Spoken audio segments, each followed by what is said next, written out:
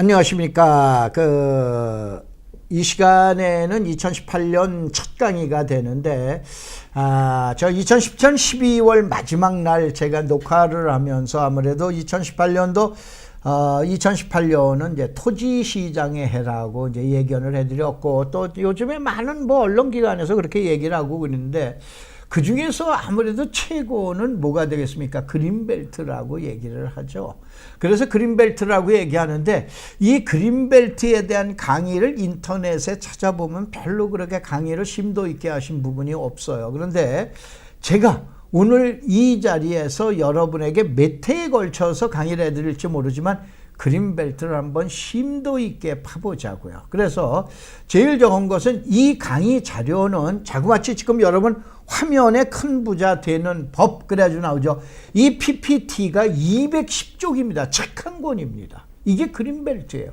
근데 그린벨트를 몇 분에 이렇게 해가지고 할 수 있는 얘기는 아니죠. 그런데 이 내용은 제가 있었던 숭실사이버대학에서 신입생들에게 자, 그린벨트가 뭐다라고 그러는 것, 또 그 다음에 우리 숭실사이버대학에 입학하시는 사업 설명회, 입학 설명회 때 이걸 가지고 나가서 제가 동작구청에서 강의한 내용입니다. 그렇기 때문에 여기는 그대로 제가 없애버리질 않았어요. 그래서 여기 봐보면은 제1조 목적 그래가지고 이제 법이 이렇게 나와 있죠. 이 법은 숭실사이버대학 부동산학과에 입학하여 여자는 복부인 남자는 복돌이가 됨을 목적으로 한다. 그래서 제가 우스갯소리를 이렇게 넣어봤어요. 그 다음에 제2조 저희 숭실사이버대학을 입학하시려면 무조건 고등학교만 졸업하시면 됩니다. 학력고사 점수 전혀 관계가 없습니다. 꼴등하셔도 관계가 없습니다. 고등학교 다닐 때 전교에서 1등을 하셔도 관계가 없습니다. 다 입학 자격이 부여됩니다. 그 다음에 공부는 어떻게 되냐? 4년제하고 똑같이 공부를 합니다. 그래서 빨리 공부하시는 분은 약 3년 정도 공부하시면은 4년제하고 똑같이 졸업을 하시게 됩니다. 그래서 똑같이 졸업을 하실 때는 지금 대학에서 나오는 4강모를 쓰고 졸업하며 곧장 대학원으로 입학할 수 있는 자격이 부여됩니다. 그래서 저희 숭실사이버대학에서 박사가 10여 명이 넘게 나왔는데 그 중에서 대학에서 현재 강의하는 분이 6분인가 7분 되십니다. 고등학교를 전교에서 1등으로 졸업을 하셨던, 고등학교를 전교에서 제일 꼴등으로 졸업하셨던 저희 숭실사이버대학에 들어오셔서 입학하셔서 늦게 뭐냐면 공부를 하셔서 박사학위도 되고 박사학위도 받으시고 그 다음에 대학 교수도 되고 그린다 이런 얘기예요. 그 다음에 장학금은 어떻게 해요? 누구나 받을 수 있습니다. 특별히 미션 계통이기 때문에 예를 들어서 장로님이라든가 목사님의 경우에는 거의 돈 내는 게 없는 거로 제가 알고 있습니다. 특별히 여기다 해놓는 거는 이제 황사 막는 사람들이죠. 이 황막사라고 그래가지고 이 황사를 막는 사람들이다 라고 그러면서 전화를 하시면서 조교님한테 얘기를 하시면은 지금 할인 혜택을 부여받습니다. 그래서 여러분이 좋으세요. 잘 이용하시기 바랍니다. 그 다음에 그러면 강의는 어디서 듣냐? 집에서나 직장에서 아무 데서나 들으실 수가 있으십니다. 여러분 필요하신 시간에 지금 얘기한 인터넷으로 공부하는 거기 때문에 그 대신 공부 열심히 하셔야 돼요. 그 다음에 졸업 후 특전은 제가 뭐냐면은 사회하고 집에서 사람 대접받는다. 지금 얘기하는 박사도 되고 학사도 되고 석사도 되고 그뿐만 아니라 이제 지금 대학에 나가서 강의할 수 있는 교수님도 되실 수 있기 때문에 제가 우스갯소리 이렇게 해놨어요. 그래서 요거에 대한 내용인데 그래서 이제 우선 볼 거는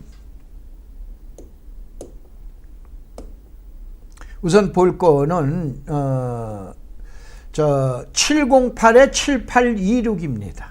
708-7826을 해서 이시연 조교님한테 전화를 하세요. 참 아주 자상하게 잘 받을 겁니다. 그래서 황막사 회원입니다 라고 해놓고 그 다음에 이제 지금 교육 특전이 뭐가 있습니까? 라고 그래가지고 물어보시면은 자세하게 가르쳐 드릴 겁니다. 지금 말씀드린 대로 이 자료는 그린벨트에 대한 이 자료는 제가 이제 숭실사이버대학에서 교수로 재직 시절에 이제 부동산학과에 입학하는 입학생들을 위해서 강의했던 그런 내용입니다.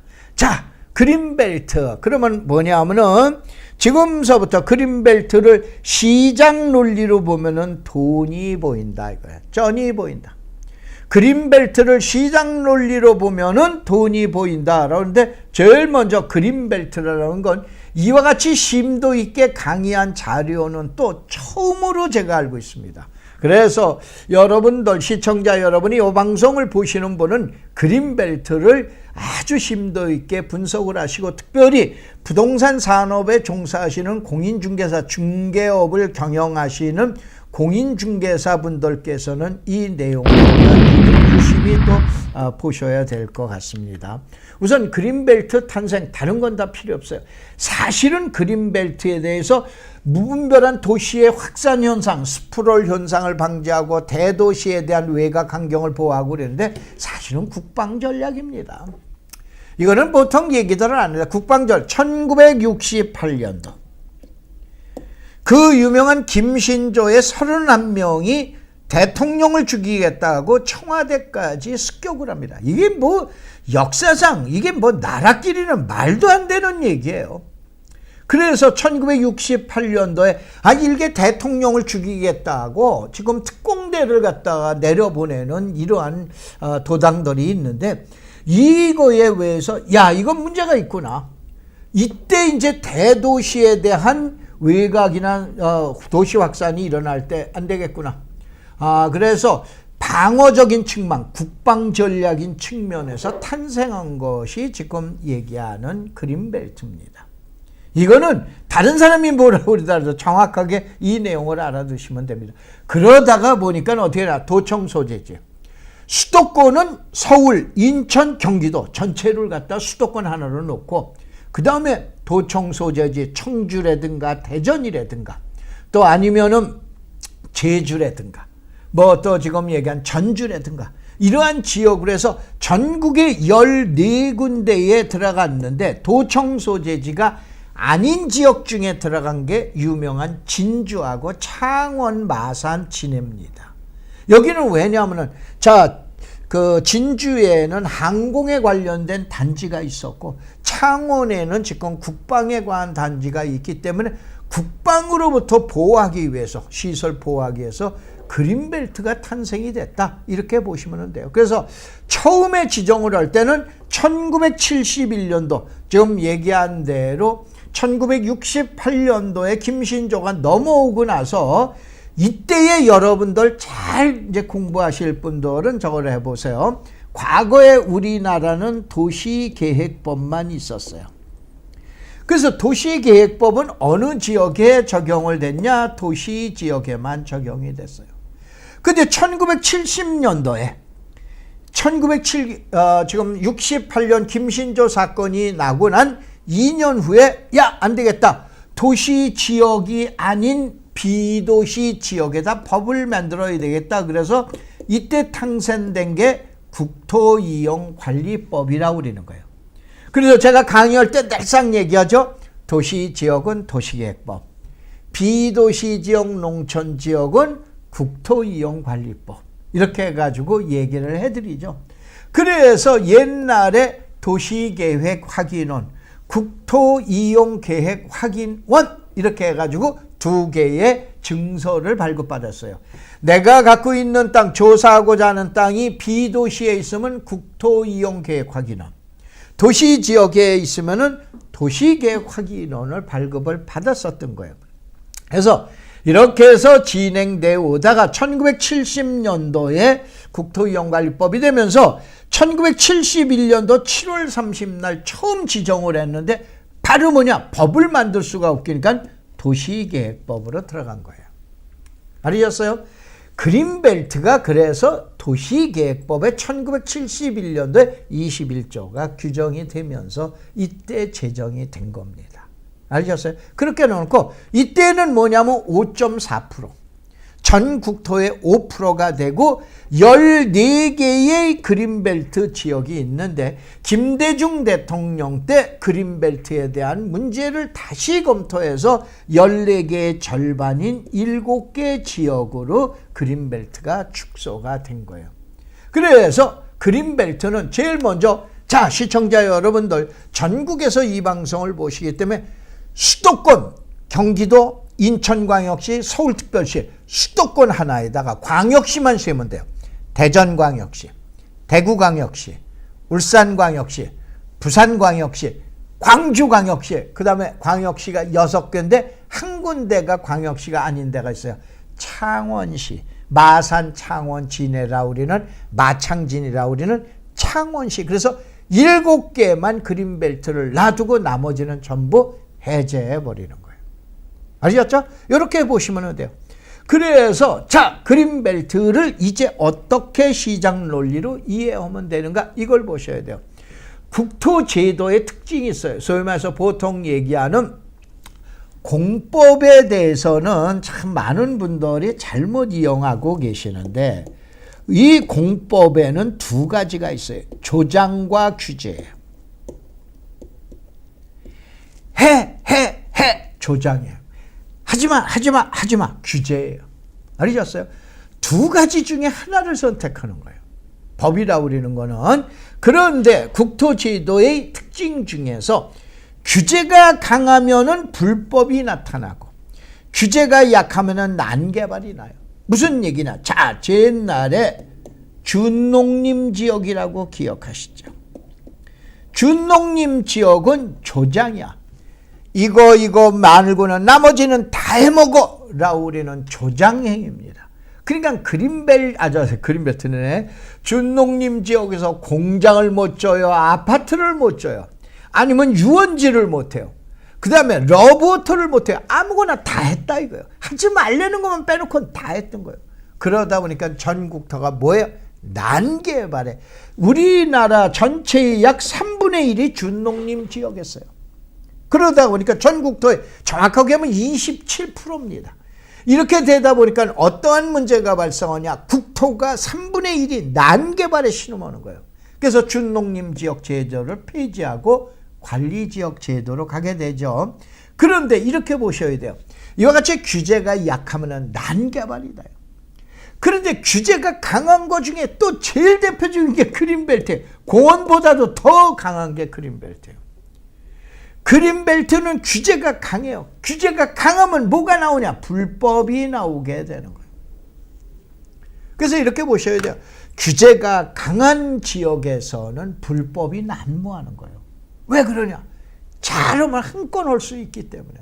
그 다음에 규제가 약하고 어떻게 됩니까? 조장하는 지역에서는 난개발이 나는 거예요. 그게 국토제도의 이게 두 가지 특색이라고 이제 보시면 되세요. 자, 그 다음에 다시 한번, 이것이 210쪽 정도 되는데 이 자료를 차근차근 해서 다 설명을 할 거는 아니지만은 여러분이 이번 기회에 그린벨트가 도대체 뭔지 제대로 강의한 내용이 없기 때문에 저희 숭실사이버대학에서 입학 설명회 때 사용했던 자료를 가지고 여러분들 설명드려요. 자, 그러면 대한민국 그린벨트의 현주소 개발 제한 구역이란, 개발을 제한하는 구역이라고 그랬어요. 자, 여기에서 제가 늘상 얘기했죠. 지역이라는 용어가 나오면 뭐다? 땅이다. 지구라 우리는 용어가 나오면 이건 뭐다? 건물이다. 구역이라는 용어가 나오면 뭐다? 이건 행위를 제한하는 거예요. 하지 마. 이게 구역이에요. 여러분, 군사시설 보호구역 하지 마. 농업구역 하지 마. 자연환경 자연보전권역이라고 나오지만은 이제 여기에다가 또 수산자원 보호구역이 있어요. 하지 마 이거예요. 개발 제한 구역 하지 마. 뭐를 하지 마? 개발을 하지 마라. 그게 개발 제한 구역이에요. 알겠어요? 이 구역자라고 우리는 거는 바로 뭐냐면은 하지 말라라고 우리는 국토정책이라고 보시면 돼요. 그래서 자, 그린벨트는 환경 보존이나 환경을 보존하고 그 다음에 국방에 대한 국방에 대한 책무를 이행하고, 그 다음에 미래 토지를 갖다 보호하기 위한 여러 가지 사회적 순기능도 있지만 토지 소유자에게 너무 가혹한 제약을 가하는 거예요. 그래서 어떤 사람이 바로 저보다도 똑똑한 사람이 1989년도에 지금 얘기하는 90소송을 제기해놨는데, 이것이 1998년도 12월 24일 크리스마스 이브날 바로 대법에서 위헌 판결을 받았습니다. 가장 가혹한 규제를 하면서 토지에 대한 보상 자체도 없는 것은 문제가 있다.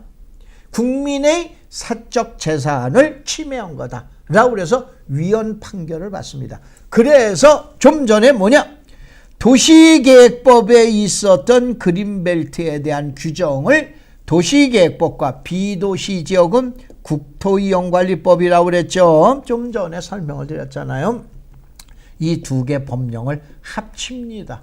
합치면서 바로 국토의 계획 및 이용에 관한 법률, 국토계획법이 나오게 되는 거예요. 이게 어떻게 되냐? 월드컵이 끝난 2003년 1월 1일 날 바로 국토계획법이 탄생되면서 도시계획법에 있었던 그린벨트는 별도로 분가를 하는 거예요. 개발 제한 구역의 지정 및 관리에 관한 특별법, 그래가지고 그린벨트법으로 별도로 독립을 하게 되는 거예요. 알겠죠? 그러면은 자 봐보자. 이제 그린벨트 잘 보셨죠? 과거에 도시계획법에 있었고, 그 다음에 이것이 위헌 판결을 받으면서 별도의 법으로 나와서 개발 제한 구역의 지정 및 관리에 관한 법령에 의해서 그린벨트를 관리하고 지정하고 보존을 하고 있구나라고 보나온다고 그랬죠. 그러면은 여기서 최종 결론인데, 그러면 그린벨트에서의 최고는 누구냐? 개발하는 사람이에요. 왜? 개발하지 못하게 했는데 청와대 백을 가졌던, 아니면 농민 백을 가졌던, 이장 백을 가졌던, 아니면 나 혼자의 백을 가졌던, 어쨌든 개발하는 사람이 최고인 게 되는 거예요. 다시 한번, 그린벨트는 개발하는 사람이 최고다라고 보시면 돼요. 근데 개발을 못하게 했어요.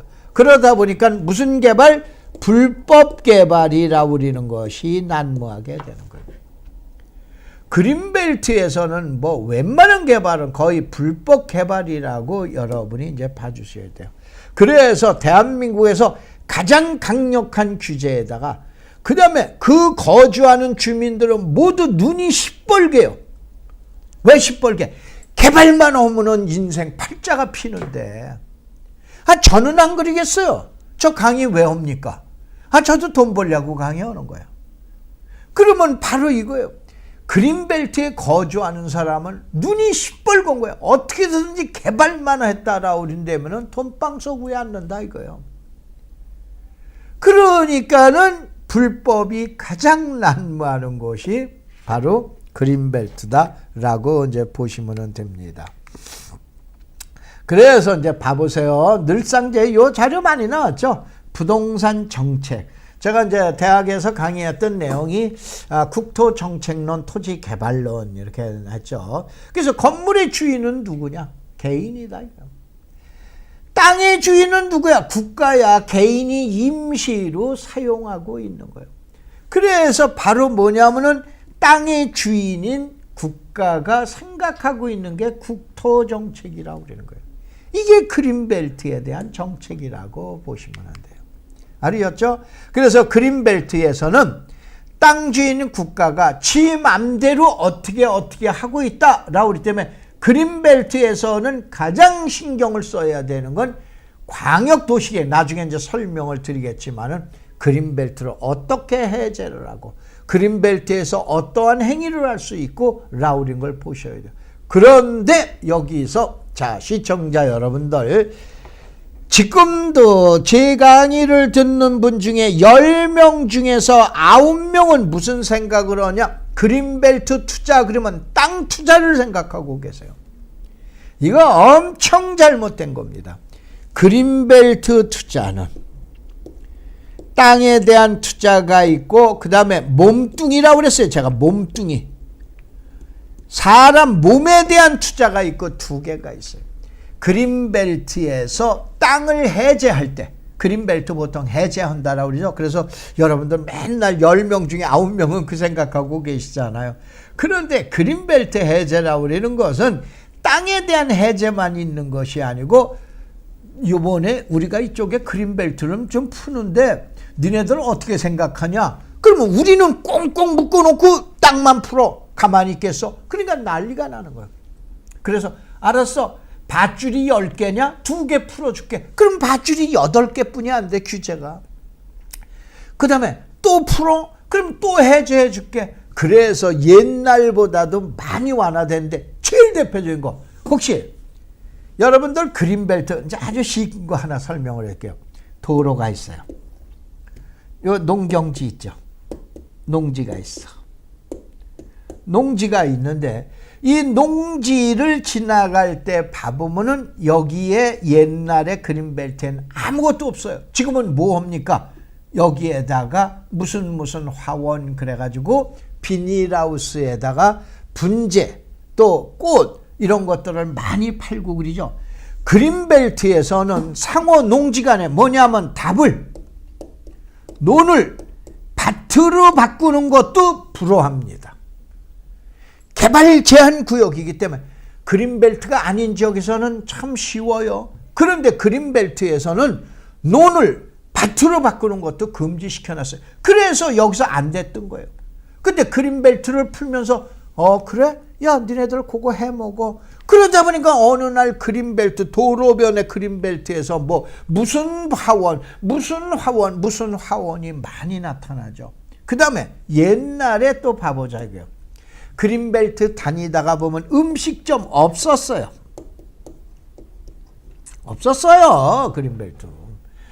그런데 1991년입니다. 91년도서부터 이게 문제가 생기는 거예요. 그래서 이제 어떻게 되냐. 메토에 음식점 하나를 내주고 이러다가 보니까는 한번 살인사건이 한번 났습니다. 왜 그러냐. 이장이 자기 동생은 그 허가를 내준 거예요. 그린벨트 내 음식점 오면 엄청 잘 됐걸랑. 대박이 났걸랑. 그리고 다른 사람 안 해준 거예요. 앙심을 묻고 결국은 살인사건이 나오게 됩니다. 그래서 안 되겠다. 그린벨트 내에 거주하고 있는 지정전 거주자, 이게 원주민 용어입니다. 지정전 거주자가 원주민이거나 아니면 그린벨트에서 5년 이상 거주한 사람은 음식점을 할 수 있다라고 그런 걸 해주다 보니까 웬만한 그린벨트에 가면 요즘 다 음식점 안 해요. 무슨 얘기냐? 그린벨트를 공부하실 때는 땅이 해제되는 것만 공부하시지 마시고 지금부터 무엇을 또 공부하냐? 행위가, 몸뚱이가 무엇을 할 수 있어요. 옛날에는 밧줄로 100번이 묶여 있었는데 10개가 풀리고 10개 풀리고 10개 풀리고 그린다 이거예요. 이거 가지고 대박 아니에요. 그래서 이건 뭐 지금 개발 제한구역 그린벨트에 사시는 분은 그럼 우리는 다 알고 있어. 그러면서 그리실 텐데 일반 국민들이 모르고 계세요. 그래서 이 내용을 갖다가 설명을 드려놨습니다. 자, 그래 놓고, 자, 다음에는 뭐냐. 부동산의 정책 출발은 이것서부터, 이건 또 뭔가라 그러면은, 하늘은 7개가 있고, 건물은 이런 게 있고, 땅은 이런 게 있다라 그러면 넘어가고, 그 다음에 그린벨트 일편단심 한 곳에 그랬는데 요거만 놓고 적어라고 그 다음에 다음번 시간에 뵙도록 하겠습니다. 고향은 그린벨트의 고향이에요. 도시지역. 아까 얘기했죠. 도시계획법에. 그 다음에 도시지역이다가 보니까 주거지역, 상업지역, 공업지역, 녹지지역 아니에요. 이게 녹지지역으로 보낼 수밖에 없어요. 녹지지역에 자연녹지, 생산녹지, 보존녹지인데 보존녹지를 지정하는 것만 해도 다행히 자연녹지. 그래서 이렇게 보시면 돼. 그린벨트는 무조건 도시지역의 자연녹지구나 라고 생각하시면 돼요. 알겠죠? 그래서 그린벨트 토지 이용 계획 확인서를 발급을 받으시면은 도시지역의 자연녹지, 그 다음에 뭐가 나와요? 개발 제한 구역이구나, 그린벨트구나 라고 보시라고요. 그러면은 자, 고향은 그대로 놔두고 그대로 그린벨트에 있으면서 소규모의 집단 취락지구로 바뀌는 경우가 있어요. 이게 바로 뭐냐면은 여기에 있는 땅이 그린벨트가 이렇게 고향은 그린벨트를 그냥 놔둔 데에다가 소규모의 집단 취락지구로 바뀌는 경우가 있다, 이런 얘기예요. 그 다음에 이게 바로 뭐냐면, 다시 한번 이걸 시청자 여러분들이, 그린벨트는 그린벨트인데 요것이 집단 취락지구, 마을만 지금 얘기하는 개발을 할 수 있게끔 하기 때문에 요게 소규모 집단 취락지구예요. 그래서 여러분이 토지 이용계획 확인서를 발급을 받아 보시면은 뭐가 나오냐면은 일종 일반 주거 지역 그래 놓고 개발 제한 구역이라고 나오는 경우가 있어요. 또 지금 얘기한 집단 취락지구 그러면서 개발 제한 구역이라고 나온 거예요. 그래서 이건 뭐야? 고향은 그대로야. 어디? 그린벨트에서 자연녹지에서 주거지역으로 바뀌었을 뿐이야. 알으셨어요? 요거만 보시면 돼요. 그 다음에 고향이 변했어요. 자, 도시지역은 그대로가. 그런데 일종 일반 주거구에서 주거지역, 상업지역, 공업지역도 나오게 돼요. 이번에 여러분 김포에 가면 대장동 같은 데는 지금 택지 개발하면서 지금 산단 개발을 하잖아요. 그린벨트에서. 많습니다. 그린벨트는 아파트만 개발하는 게 아니고 지금 얘기하는 저쪽 지역도, 상업지역도, 공업지역도 만들 수 있다 이거예요. 그래서 이거는 고향에 비워놓은 거예요. 그래서 최종 결론 다시 한번, 그린벨트는 그린벨트 그냥 놔둔 상태에서 개발할 수 있는 그런, 이게 소규모 집단 취락지구. 아니면은 고향이 변했어, 완전히 상전벽해가 되는 변해가지고 주거지역, 개발 제한 구역, 자연녹지에서 주거지역, 상업지역, 공업지역으로 변경이 된 두 가지 사례가 땅이 있다, 이런 얘기예요.